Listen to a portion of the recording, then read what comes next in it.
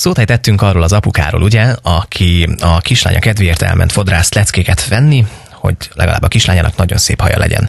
Hogy ne kelljen beégnie, mert apukáknak azért ez nagyon nagy kihívás, hogy mennyire és mit tehetnek annak érdekében, hogy a kislány haját szépen ápolni tudják.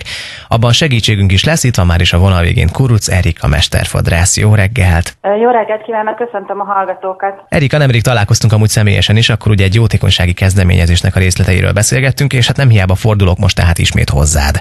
Na, akkor nézzük meg jó, hogy alapvetően mit tudnak tenni az apukák, mert azért lássuk be, hogy némi kihívás azért jelent nekik ez, hogy a kislányuk hajával ne bíbelődjenek annyit. Hát először is azzal kezdeném, hogy nagyon fontos a hajápolás, az az alapja az egésznek. És az apukák általában az a tapasztalatom, hogy tusfürdővel mosnak hajat,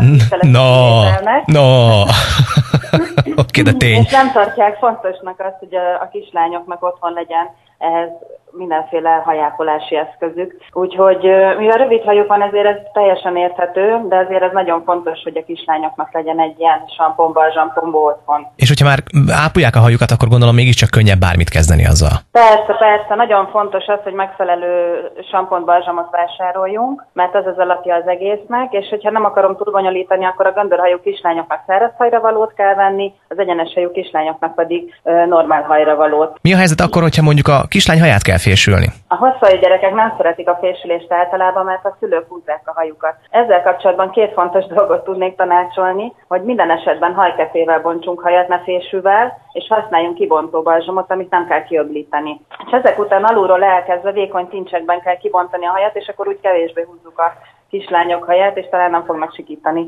Most így a téli szezonban azért az is fontos, nem, hogy ne menjenek ki a gyerekek például vizes hajjal. Hát igen, nagyon fontos a hajszárítás, és amikor már úgy érezzük, hogy teljesen megszáradt a lány haja, akkor utána még nagyon fontos, hogy meg kell várni, még kihűl, és akkor utána újra megnézni, mert nagyon sok esetben a fül mögött, meg ahogyha főleg nagyon sok haja van, vagy vastagszálú, akkor vizes maradhat, és akkor bekorpásodhat. És akkor utána ezt nagyon nehéz eltüntetni. És hogyha mondjuk úgy akarja szélnek ereszteni, vagy iskolába az apuka, hogy ezért nézzen is ki valahogy a kislánynak a haja, akkor melyek azok a nagyon apró pici trükkök, amelyeket még a férfiak is el tudnak végezni? Hát mivel az apukák nem valószínű, hogy nekiállnak ilyen trendi frizurákat fésülni a csemetéiknek. Sanszos.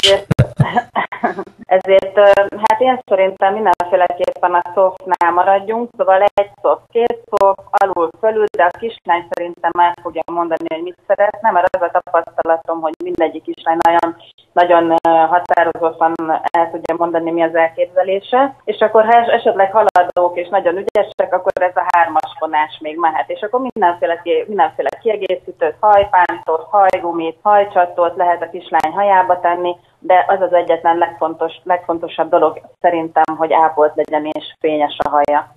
Azért az becsülendő, amit az apuka csinált, gondolom azért te is meglepődni rajta, hogyha valaki beállítana egyszer csak hozzád. Te figyelj, Erika, én béna vagyok a kislányom haját elkészíteni, segíts már, akkor csak nem küldenéd haza. Nagyon sokszor van ilyen. Tényleg?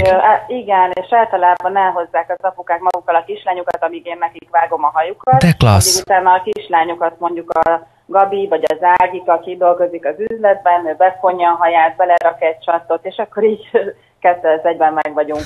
Óriási. Na hát örülök neki, hogy akkor a segítségükre tudsz lenni, meg hát hogy az enyémre is most voltál. Köszönöm szépen. Nagyon szépen köszönöm. Erika, szép napot!